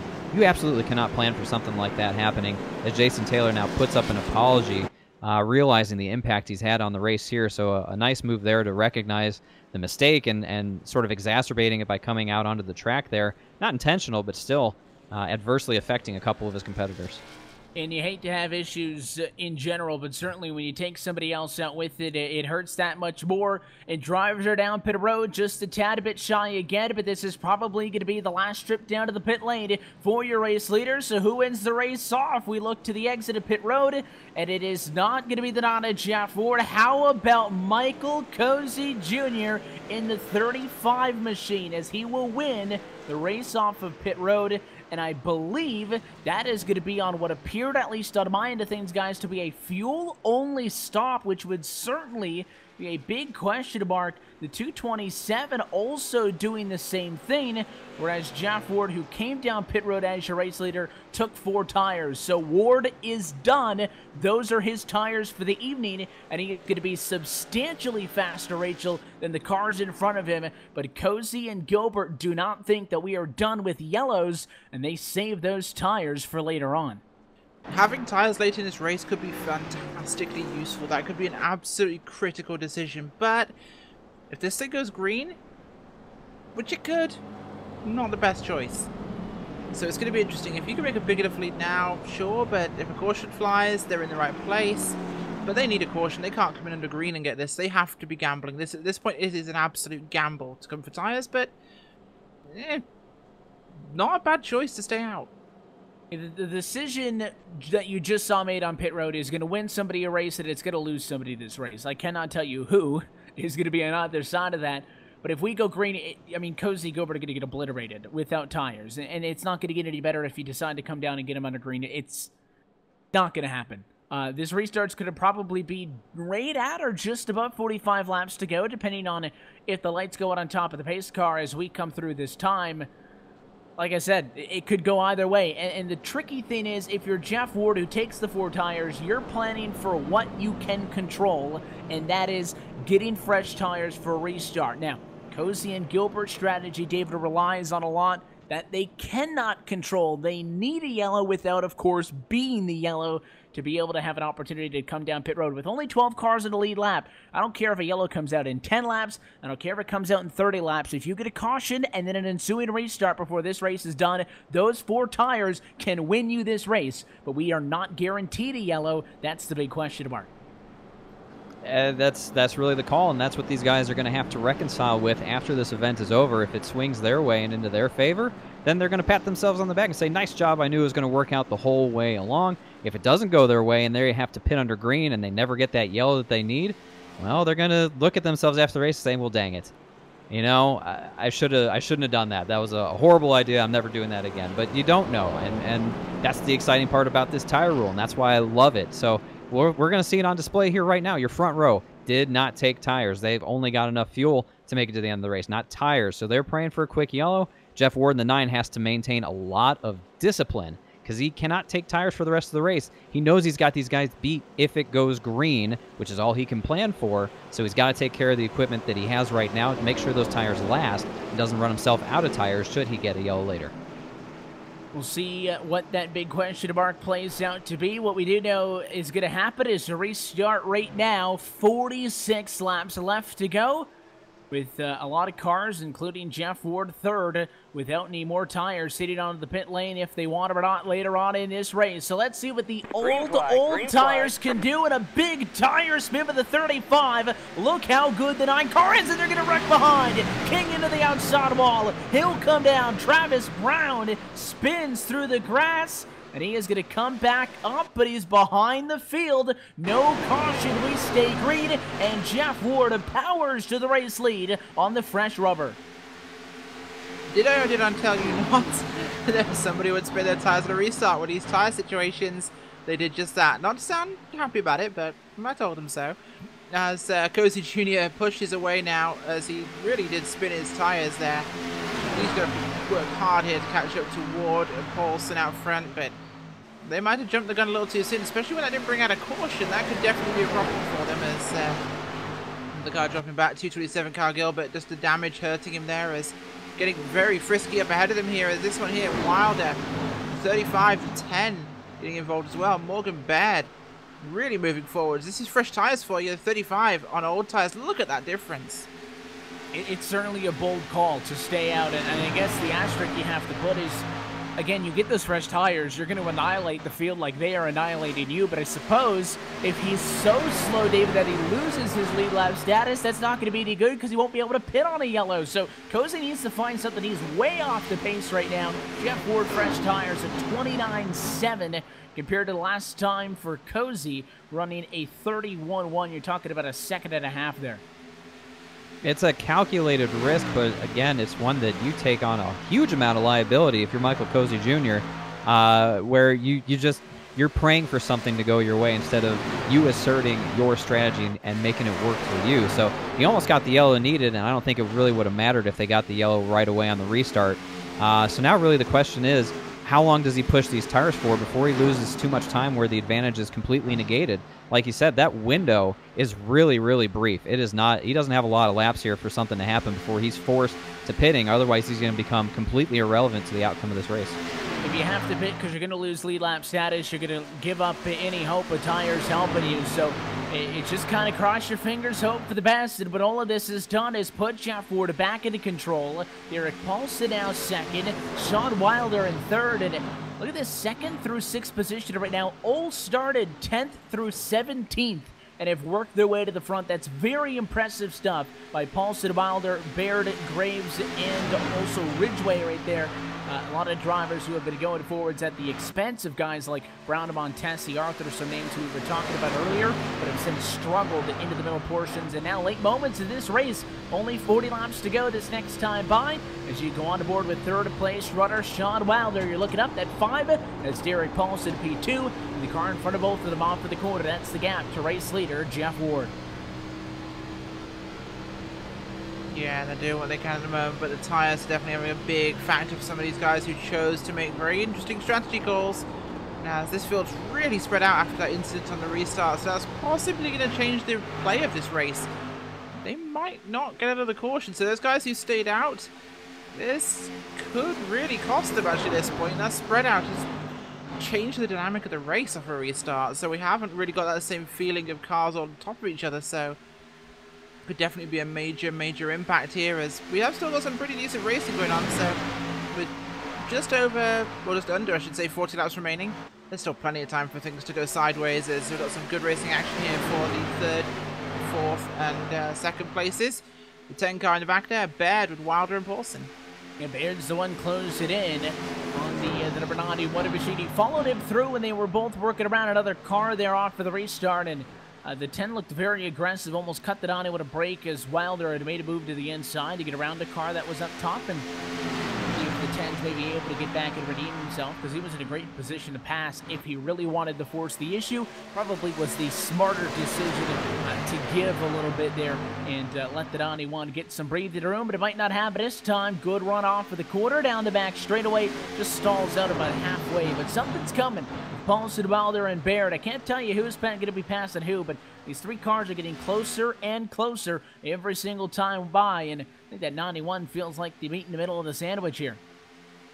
You know, it wasn't that long ago the number 10 of Morgan Baird was smashed up against the outside barrier in 3 and 4 as John Johnson got into him there during that green flag cycle pit stops that we had. They've got that car fixed up and running really nicely. He has not lost seemingly an ounce of speed out of the 10. Same for the 5 of Paulson. He was just involved in the most recent yellow as he got caught up in that, and the number 5 apparently no worse for the wear. So these guys must have the most amazing pit crews in the business to get those cars fixed up. Maybe it's a Ford Mustang thing. I don't know. We got a lot of Mustangs there, 2nd through 4th, but Jeff Ward still out front in the number 9, leading him around as well. So that's he's in a Mustang as well. So it's Ford power out front here. So these guys are scrambling, and Evan, I think you're right, as the grouping there, 2nd through 4th, is really starting to expand. Put in Jay Graves there as well, and Mike Montesi, even though he's a lap down, they're closing in on this pack as well. Yeah, that Montesi finds himself in an interesting spot because, again, he still has a good car. He's just kind of ended up on a back foot through the entirety of this thing, and he's kind of the trailer getting pulled by the 8060 Graves, who wants to become a part of this battle up between 2nd, 3rd, 4th that we've been monitoring, but just holding off a tad bit, isn't able to get there. That last time by, we completed lap number 100 officially. Now the rundown to the end of this race. Just an update of Michael Cozy Jr. 11.2 seconds back. He and Kyle Gilbert 9th and 10th at the moment. Really would like a yellow flag to come out between now and the end, and it would be a 2-horse race at that juncture. Again, if you're new to the SESRA series, happy that you're with us at LSRTV's 2nd race of the season. But the big thing you need to keep in mind, and it's going to be different every week, we'll certainly keep you updated on it as the season progresses. But tonight it's only 2 sets of tires available on pit road, and all the fast cars right now have utilized them all. Exactly, and if that does happen, then yeah, it's definitely going to be a case that if you get that caution, they're done for. The fresh tires, there was so little time to go. Cars like Cozy Jr. could literally go to town. They'll have a lot of track position to work through, but you wouldn't believe the difference in speed you'll see when someone's got, 20 laps to go in the tires on a brand new set versus people who've got 20 laps on them. It's going to be standing still. They will be Kyle Busching this field. And certainly just saw another driver go a lap down there. It looks like Travis Brown in the 58 machine falls a lap down. So he, Montesi, Arthur a lap down, 12th and 14th. Everybody else behind them out of this race as we work out. Of course, for running order up on the top of your screen so you can keep an eye on where everybody is in this field. But it's kind of a waiting game. Typically I don't look at the final 30 or so laps of a race as one where the strategy is going to be the determining factor. Normally it's David, used your strategy to put you in position for the final restart, and then it comes down to just driving the race car. So almost a backward strategy here tonight, where instead of dealing with it early, the big play comes in these closing laps, and we're left waiting to see if anything comes from it. Jeff Ward looks good. Unless the 9 drives the car into the fence or something happens, this race is in his control right now as he looks to get a first win on the season after also being a driver who didn't find results at Daytona International Speedway a week ago. Paulson slipping out of 1.2 seconds back from P2, and he will slide an additional 0.2 back that time. So it's all Jeff Ward holding his breath, I think, every time he comes by the front stretch. It's what this strategy tells me is the majority of this field felt comfortable taking their last set of tires and driving it out to the end. They felt this thing would stay green, and that's what they want to do. They wanted to put fate more in their own hands than in the hands of something out of their control, as you touched on before this restart. And for those 2 guys, Kyle Gilbert and Michael Cozy Jr., they wanted to play the wild card. Michael Cozy Jr. wasn't even at Daytona, so he's here for the win. He wants the checkered flag.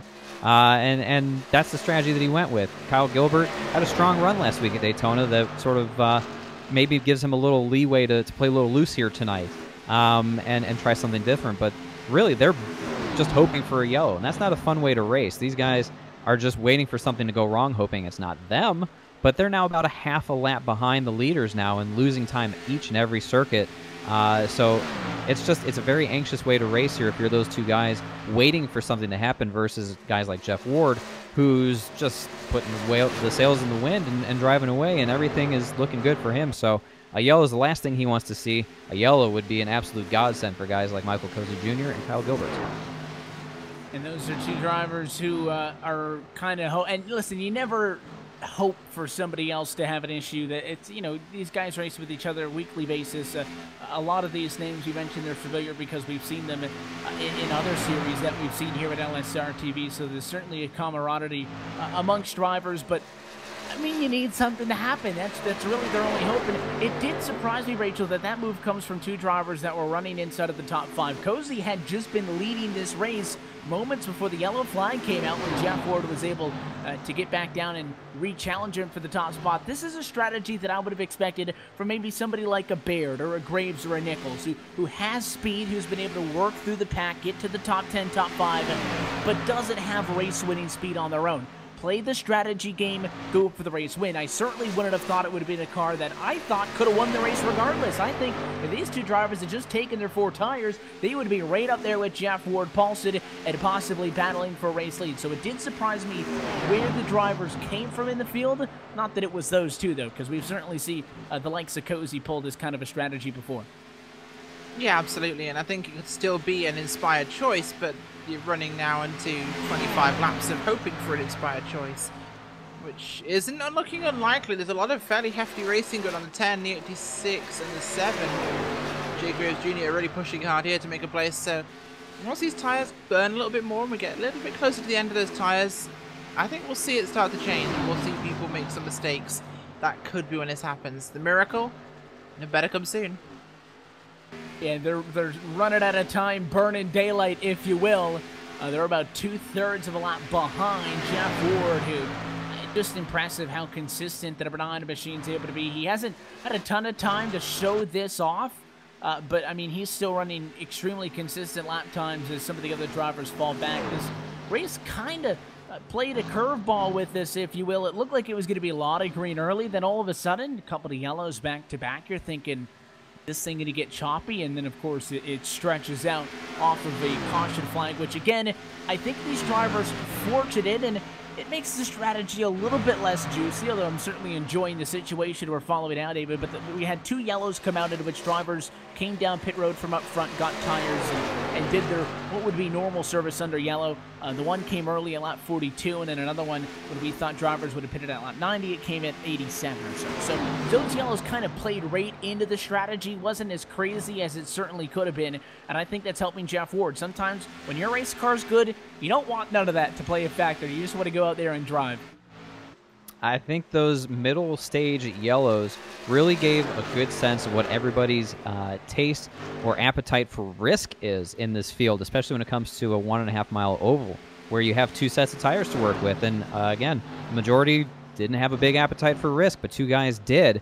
And that's just, again, one of those decisions you have to make in a split second. You don't have a lot of time to think about it. And Jeff Ward, you know, he was committed to coming in, getting his 4 tires. I don't think Cozy Jr. and Gilbert really expected to be the only 2 to only take fuel on that pit stop. So they're limping around doing the best they can, but it's all out of their hands at this point. And Jeff Ward is just putting down some fantastic lap times right now, just driving away from the field up to 2.7 second lead. And there is no better feeling in the world when you're closing in on that checkered flag and you are driving away from second place. And as we spend all this time analyzing the lap times and the gaps between the cars, perfect opportunity to remind you that coverage of the SESRA series at LSRTV is brought to you by Joel Real Timing, the official software of LSRTV. Whether you spend your time on the sim from behind the wheel on the pit box or atop the spotter stand, JRT is the go-to software for iRacing timing and scoring analytics. You can get a basic free download to try it out or buy the full pro version today. More information online at joel-real-timing.com for more information. Less than 20 laps on the board in the Carolina 135 for the Charlotte Motor Speedway. Just monitoring battles here or there. There's a lot of, I see a side-by-side. I think it's a fight for position, and just a lot of lapped cars that aren't that slow, that are just mixed in with a handful of your race leaders. None of it for position, though. And maybe if a battle is to come from somewhere, second may not necessarily be locked up. Derek Paulson working about a half a second advantage over Sean Wilder at the moment. We talked a lot about those two who run second and third respectively at the moment.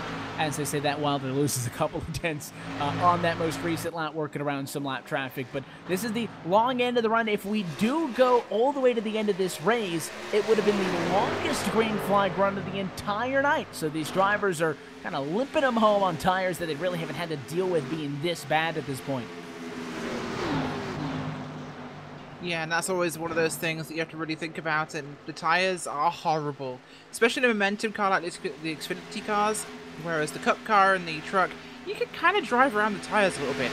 They're not pleasant, no, they're horrible on old tires, but the Xfinity car is honestly the nastiest car to drive on old tires, because being so momentum-based, when you can't turn in and get that momentum to help you go, as the 12 and the 10 are about to make contact, but they just about avoid it. When you're entirely based around that momentum of the car, the tires being like this is so bad. You're off the throttle for what feels like an eternity in the corners when you're trying to get through the corner late in the race. So any sort of racing is just nasty. It's not pleasant to do. You don't have fun racing people on old tires. You just hope it survives. Yeah, that's all you can do is hope, and you just kind of have to weather the storm, if that's the analogy you might want to go with there. Nothing's fun. You know, if you could just have fresh tires all the way through, these drivers, I think, would have a ton of fun with it, but I think that is kind of one of the main areas of focus now. 15 to go on the board. With what makes it the difference between a good driver and a great driver. We've seen Jeff Ward win titles here on LSRTV. I certainly believe he will be a factor in this SESRA series that's going to run from now to the end of February. Every Thursday night here, LSRTV and iRacing Live. And certainly the word that we both had pointed out was consistency, David, talking about his lap times. There's a fall off, yes, but some of the other drivers, they fall off 2-3 tenths, but then they'll pick up a tenth here or there, and it kind of bounces back and forth. Denon will be putting down a bunch of, 30.7s, 5-6 laps in a row, and then all 30.8s, and then all 30.9s. So he's so smooth on a lap-to-lap basis that if you're trying to catch him, there's just so little you can do to counter that. It's very demoralizing to think you're putting down good laps and see a guy pull away from you lap after lap, no matter you think, all right, I hit a good one there, and he gains a tenth on you. Those kind of guys like Jeff Ward, what he's able to do is truly a skill. It's not easy to do right there. We're 3 wide right now, holding my breath as Mark Arthur is working his way through these lead lap cars, giving Morgan Barrett a near heart attack over the last 5 laps.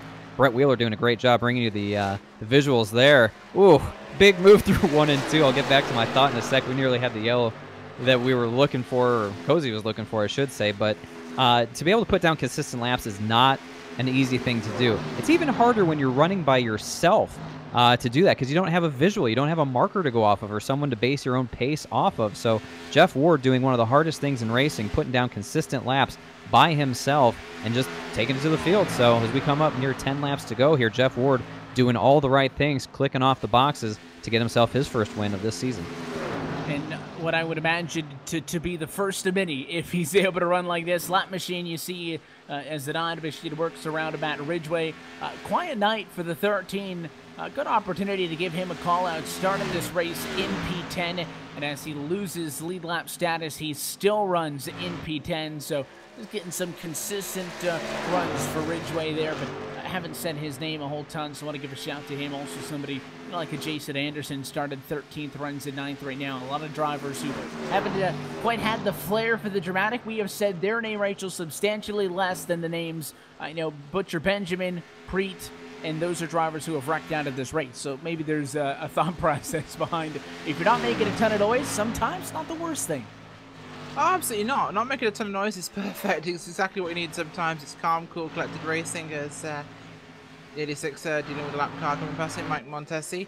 As the times are really kind of, laps are running down here, and that's going to be one of those things that's really critical. We need that caution sooner than later for those guys that want it, or we don't get it, and, well, the gamble failed. But you know what isn't a gamble, Evan?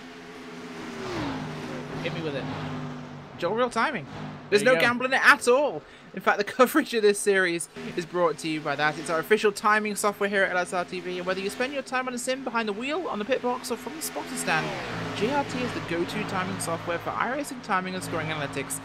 Get yourself a basic download for free or get the pro version today at joel-real-timing.com. Maybe we can pass some of those, intervals and time and information over to the guys on top of the box, and JRT will tell you the difference between what you're going to be running out there with fresh tires and what you're going to be running out there with old tires, and Absolutely. It has been 28 seconds of difference. Jeff Ward is in the center of turns 1 and 2 right now. He is going to lap Kyle Vincent Gilbert, and he is going to lap Michael Cozy Jr. before this race is done, and 40 laps ago, those were two cars battling for the race win. And that proves out which strategy was the right one. I guess it's not over yet. A caution still could fly, but at this rate, Jeff Ward's going to pass them both, probably with a huge grin on his face as he does it. Sort of the extra little something, the business, you could say, giving it to him as you pass him by, saying, hey, you had the wrong strategy, my dudes. Like, sorry, but I'm going to go win this race. Thanks for handing it over. And that's really how it feels right now, is that Michael Cozy Jr. and Kyle Vincent Gilbert really handed the race away from themselves to Jeff Ward. Now, they could have gotten a yellow, and we wouldn't have been saying that, but the way it's played out now in reality, they really took themselves out of a chance to win this race, and Jeff Ward probably eternally grateful for the opportunity. It always makes life a little bit easier. I think there's that small part of him that maybe wishes that those drivers were there fighting for it and have a little bit more fun with it. But at the end of the day, you get 40 points for a race win. There's no bonus points for how many drivers that you had to beat off the restart. You restarted 30, blew by them. That's it. You get points for locking up the race win, and into the winding moments as Gilbert has now, just in front of Jeff Ward in the Bernard machine for so long now. I do think he is going to go to make the move to the inside. There is always that possibility that something still happens. You're on board with the back end, and Kyle Vincent Gilbert looking out to Jeff Ward. That's your race leader, Hunted. And to be fair, Jeff Ward has 6.8 seconds back to the next closest car. So if he doesn't want to force the issue, the car that I'm sure does not want to get lapped, doesn't necessarily have to. You just ride around there and stay, and maybe that's what Jeff Ward does to the end of this thing. But he is there, and this is a big milestone here. 4 laps to go is that point of no return. Now a yellow's not going to save you. Ward in the home stretch. Yeah, fantastic run from Ward tonight. He's really shown why he deserves this one. He was one of the ones fighting, of course, with Cozy Jr. for this, and as he laps Kyle Vincent Gilbert and comes up behind that car he was fighting all race long with, he backs off. Interesting.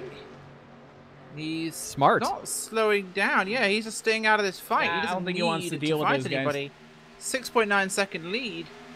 He's good. I mean, he's good on fuel. This has nothing to do with, of course, any sort of fuel issue. He's got bags of that. But 6.9 seconds, yeah, you can cruise at this point. Cruise 3 or 4 laps, just make the tyres feel a little bit better. Don't take any unnecessary risks. You got yourself a win in the bag, and as someone just said in the chat, Ward whips him at Charlotte. I think it certainly would have been, if we're talking about 10, 15 laps ago, the concern is those drivers are going to be very aggressive in defending that position, not letting you lap them, because there would have still been a significant difference if a yellow were to come in at that point between being a lap down and being on the lead lap. If you're on the lead lap, you get your tires, you're right there, you're set for the restart. At this point, don't think it would have made that much of a difference, but again, maybe Jeff Ward, the smarter decision here, just to not even go up there and mess with those two. 58 to Travis Brown, another driver, not for position. He's a lap car 14th, who's kind of found himself in the middle of all of this. But Jeff Ward, you to take the white flag this time. Like you said, Evan, you don't get extra points for passing drivers on track, so no need to put yourself at risk and just get there. You have a huge lead. I mean, an absolutely huge lead. Second place hasn't even crossed the start-finish line yet. Nothing to be gained here as these guys go fight for whatever little honors left or some shred of respectability between the two of them, knowing the strategy fell short, but Jeff Ward works down the backstretch for the last time looking for that checkered flag. And those cars right in front of him are going to have to do an entirely extra lap. The Dine's going to stay behind, and Jeff Ward cruises at the end to the tune of 6 seconds. Ward is going to win from Charlotte, and it is going to get him his first checkered flag in the SESRA series. What a run in a race that you could have argued up to 50 laps to go. Probably had 3, 4, 5 cars that had a chance, but Jeff Ward, make no mistake, best on the track and best down on the pit lane when it comes to making the calls when it mattered the most. Oh, absolutely. A fantastic run from him, and the right call there at the end. Don't bet on a caution. You can never bet on a caution, because Sod's Law says the second you depend on something that's a random chance, it ain't going to happen. We will come back around, and the Bernard Machine has some celebrating to do. 2 races, 2 different winners to open up this SESRA series. It was Taylor last week at Daytona, and it is Jeff Ward tonight at Charlotte as he celebrates the win in tonight's Carolina 135. We will take one quick opportunity to step aside, and when we come back, we'll go trackside for the post-race show. Talk with your top finishers, preview Martinsville, which comes up on the calendar next week here on LSRTV and iRacing Live post-race coverage from Charlotte when we return. The most realistic online racing sim ever made. This is iRacing. Detailed laser scan tracks, fully dynamic real world cars, and over 50 series to choose from.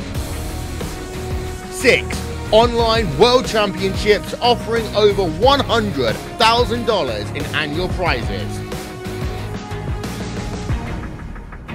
This is the original esport racing game. This is iRacing.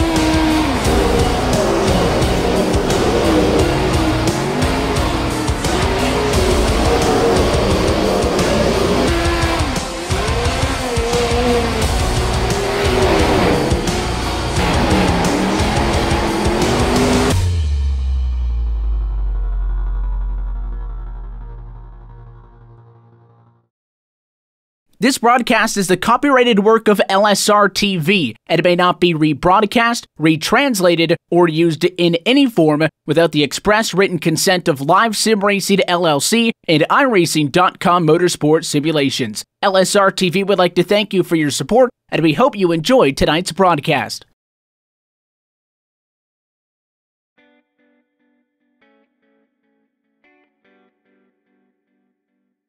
And back live from the virtual Charlotte Motor Speedway, LSRTV's coverage of the SESRA series, continuing with tonight's Carolina 135. 2 races down, 18 still to go on this 2018-19 campaign. I want to welcome you into the post-race show. Evan Pasoko, David Shieldhouse, Rachel Whiteford still upstairs with you, with Brent Wheeler bringing us to you in a production trailer. We will go trackside in a moment and talk with your top finishers. First, we recap with a look top to bottom at your LSRTV full race results. 8 cars finish on the lead lap. You see him there.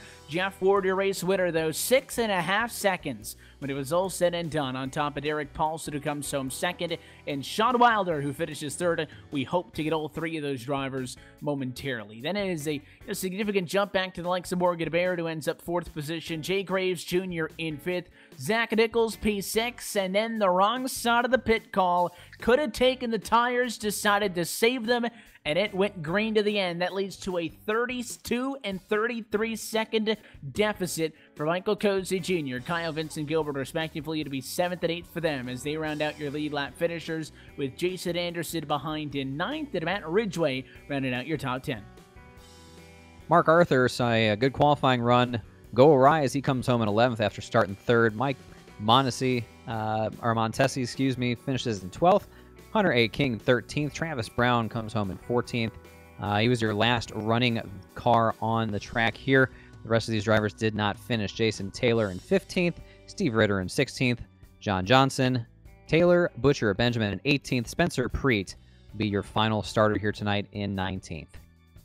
Looked out the bottom at your LSRTV full race results. Let's go trackside and chat with the driver of the Bernard Bashid. He's seen a victory lane many a times here on LSRTV in the past, but it is going to be the first time in the SESRA series for Jeff Ward, who takes home the Carolina 135. Jeff, congratulations on the win. Certainly the Bernard Bashid, one of the ones that we were watching, but I mean, a lot of the time through this race, there were 3, 4, 5 different cars that looked like they had something, and it comes down to a pit stop pretty much on schedule, just shy a lap number 90. 2 drivers that were right on you. Cozy Gilbert don't take tires, and certainly if a yellow came out, you would have been in a tricky spot. That was your last set. It ended up being a race-winning call. Talk us through that decision. Yeah, Evan, that was they come down to the wire there. I was afraid we would have a caution and be in big trouble. And I told my teammate Derek, I said, if the caution flies with more than 5 or 10 to go, then we're in trouble. But I knew those guys would be starting towards the back of the field if they did have fresh ones. So it probably wouldn't take them long to get up there, but they'd have to fight through a little bit. But you know, that was a gutsy call by them. It could have, you know, won them the race, or you know, got them 7th or 8th or whatever they got there. But yeah, man, we got lucky with not having a caution there, but this thing was real good on long runs, so just happy with the car we brought here tonight. Obviously, you can't complain. You get a race win in what I would consider, you know, the real season opener, a place like Daytona. Never really know what happens, and certainly, you know, you try to get really in the swing of things here tonight at Charlotte, a racetrack that I know everybody's very familiar with. What were the keys you felt like to finding success here? Obviously, getting acclimated to some new faces, also, of course, some familiar faces as well. Yeah, there's a couple faster guys that didn't run Daytona that was here tonight. I popped in practice, and I was like, we're going to have a battle on our hands. But, yeah, we needed a good run, man. Daytona was...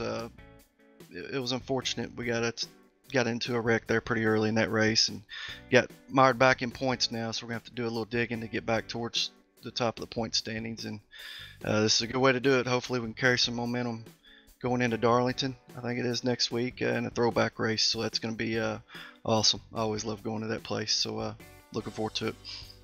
Yeah, certainly going to be a ton of things coming up for you, but 18 races still to go on this season, so plenty of time to make up for what was a lackluster first week and a very good second week for you. A lot of hard racing tonight, so we'll let you jet out of here, Jeff. Before we do sponsors, shout-outs, all that good stuff, who makes it happen for you in the 9 team? Yeah, big thanks just to Jason and them over at SESRA. They really created a cool league here. I think the guys are enjoying it a lot. Thanks to you guys, LSRTV. Thanks to Loud Pedal Motorsports, my teammate here, Derek. He runs with me here, but I do have some other teammates that run other places, so thanks to them. And just thanks to friends and family. Appreciate your time joining us here. Again, congratulations on the win. You know, if you guys are able to have the speed you had tonight, something tells me to be the first of many. We'll catch you next week. If not, guess best of luck for the rest of the year. A lot of races still to go. All right, thanks, guys. Race winner tonight for the Charlotte Motor Speedway, Jeff Ward takes the Carolina 135. Derek Paulson gets a P2 this evening. He is standing by trackside with David. For the second week in a row, I get the wonderful opportunity to talk to the driver of the number 5, Derek Paulson, although tonight, under different circumstances, a week ago, you were helicoptering across the start-finish line at Daytona. Tonight, you crossed the start-finish line with a second-place finish. Walk me through the run you had here tonight and how much better it feels to get that finish you really did deserve. Well, after last week, you know, running up front and getting wrecked there towards the end, it feels very good to get in the top 2. I didn't have a good qualifying lap. I hit the wall once and didn't have a good second lap. So I had to start from the back, and I guess I had a good long run car, and we went a couple stretches there where it was pretty long, and it panned out for me. Seemingly, you and your teammate both had very good long run cars, and Jeff put a pretty good beating on the field, I guess you could say. But to come home second place, have your teammate drive away, but really you were in your own pretty good class. How does that feel, knowing 2 races in now you got sort of a bad finish out of the way, but really at the first skill-based track, I will say, to come in and run second place like that? How does that set you up for the next couple of runs? Well, it gives me a lot of confidence. Last week I told you, pretty decent plate tracks, and I was hoping I could continue to stay up front here when we start getting to more tracks as Charlotte, and then we got Darlington next week, and hopefully I continue to run up front. It feels good. A good run always makes everything bad feel better. That's no doubt. And Derek, you come in tonight, you get some good points, and you see some guys do some interesting strategy with the tire allotment. Talk me through real briefly how the tire allotment rule in the SESRA series ultimately, got you to the point where you decided what you were going to do for your pit strategy. Well, that first run we went almost 40 laps, and it was like time to take tires, and then we went another.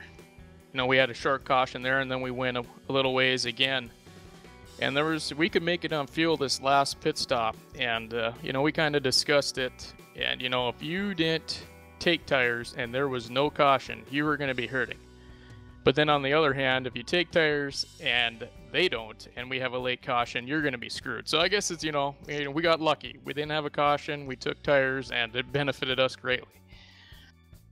Absolutely. The right side of the strategy here tonight for you and the whole number 5 team. So Derek, 2 weeks in a row I get to talk to you. I'll hand you the mic one more time again. Tell everyone out there watching who helps you get it done, who gets you here to the racetrack. Well, I got to have a shout out to Loud Pedal Motorsports and my teammate Jeff Ward. It was good to see him up front tonight, and he didn't run too far away from me, so I was glad to be right behind him. Got to do American Pool Supply and Billy Tungate. Got a shout out to them for allowing me to have their name on my car. And to you guys for putting on a great broadcast, and the SESRA series admins for hosting and taking care of the race. And I suppose I can give a shout out to my wife for allowing me to race in the evenings, and I guess that's it. Wise man to always thank the better half for letting you do the hobby that you do enjoy so much. Derek, pleasure to talk to you again. We'll look forward to seeing you next week. 10-4, thank you. That's your second place finisher, Derek Paulson. Talked to him last week for flipping. Tonight we talked to him for finishing second. That's a much better reason to do it. We'll hear from our third place finisher now. Sean Wilder standing by with Rachel. It certainly will, and it's been a busy one for you tonight, Sean Wilder. Third place tonight, a great result, of course, at Charlotte Motor Speedway, but a very, very frantic race. Yeah, it sure was. I tell you, it was a race of attrition, that's for sure. Really happy with that finish. I was hoping for a top 10. My goal was a top 10 and on the lead lap, bring it home with the fenders on it. So I was really, really happy with that finish. Absolutely, of course, and the tyre strategy this race was difficult to decide. Of course, these cars are horrible on old tyres, but obviously being a tyre-limited race, the cautions, were they as much of a decision to when to take those tyres as we thought? Yeah, I kind of stuck with my strategy from the beginning. I was figuring 30 and 30 before I would do the tires, depending on where the cautions fell. Like you said, the drop-off is so huge. Once you're 10 laps into a run, you're just slipping and sliding on old tires. So I think that really paid off. I know some of the guys looked like they didn't take tires on that last caution, and I think that's what made the difference for me. Just trying to stretch it out as far as possible so you had the best tires at the end. Absolutely. Well, fantastic result for you today. Anybody you'd like to give a shout out to? Well, I would like to, I always like to dedicate my racing to my dad. He's currently in a fight with cancer right now, and I know him and Mom and my brother were up at the hospital tonight watching it on the laptop. They enjoy watching this race, so we're praying for him, and I just want to say thanks to all the SESRA guys, Jason and Matt and Kevin. They put on a great show. They got us a great group of racers, and with the tire rules and stuff, it's going to be a really, really fun series this year. Well, congratulations to you, Sean Wilder, coming home today in third place. Evan? Well, big thanks to our top 3 finishers for lending us some time post-race. Jeff Ward, your race winner, Derek Paulson second, and Sean Wilder, who comes home in third. And evidently, we got out of Charlotte, Rachel, what I think we expected to see out of Charlotte. It's a racy 1.5 miler, but at the end of the day, it is still an intermediate racetrack. And when you get in a groove like it looked like Jeff Ward was in, it's hard to counter.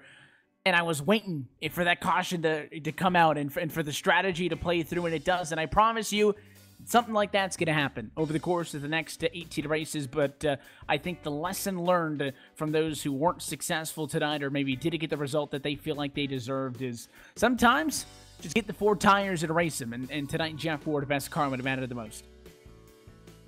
Yeah, absolutely, and it's shown exactly that tonight, and next week's going to be fantastic. I cannot wait for that. Short track racing in these cars? Oh man, it's going to be great. It's certainly going to be exciting, and of course, Daytona Charlotte to open the season, and well, the drivers evidently were chatting their post-race with us, David, mentioning racing at Darlington for the throwback weekend.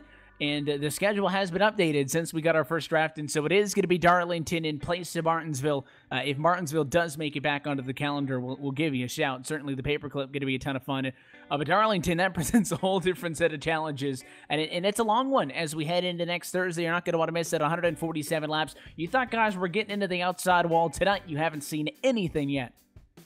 And if you thought tires mattered tonight, holy cow, stick around. Next Thursday night, it's going to be Tire Central. We might have to make a drinking game out of it. I don't know how many times we talk about tires. Every time we say the word tire, I'm going to take a drink of water. But yeah, it's really going to be cool to see these guys getting around the track. Too tough to tame. Darlington next Thursday night. Can't wait to see them get it done. But absolutely, the strategy that we saw here tonight will shape the way these guys approach strategy going forward. Certainly one driver's going to tame it. We'll find out next week. But as that does it for us here tonight from Charlotte, the good news is you don't have to wait a week to catch more live sim racing action right here on LSRTV and iRacing Live. I will tell you that we do have sim racing action to you coming on Sunday. More information on that tomorrow. Keep an eye on the social channels for that. But of course, everything is in action from Full Throttle on Monday and Wednesday, by the way. Also, the eSpeed Contender Series is also moving over to the iRacing Esports Network, so you'll want to keep an eye on that for sure. But then, of course, we'll be holding down the fort here SESRA next Thursday, and you can find a full broadcast schedule. Our website, www.livesimracing.com. Stay up to date with us, though. And again, keep an eye on the social media channels tomorrow. Facebook.com/LSRTV official. And also follow us on Twitter at LSRTV. I think we're at 999 followers. So come on over and be the one that breaks it for us. But on behalf of our team at LSRTV, for the folks behind the scenes, for the guys over at SESRA who make all of the admin stuff happen behind the scenes, and of course for your broadcast team tonight. For myself, Evan Pasoko, for David Schildhouse, Rachel Whiteford, and our producer, Brett Wheeler, we want to thank you for tuning in and congratulate Jeff Ward, a winner in the SESRA Series, as we look forward to Darlington next race on Thursday, October the 18th. That race and every race of the 2018-19 campaign going to be found right here on LSRTV, your home for sim racing. Until next time, good night from the Queen City. The following is a special presentation of iRacing on LSRTV, your home for sim racing.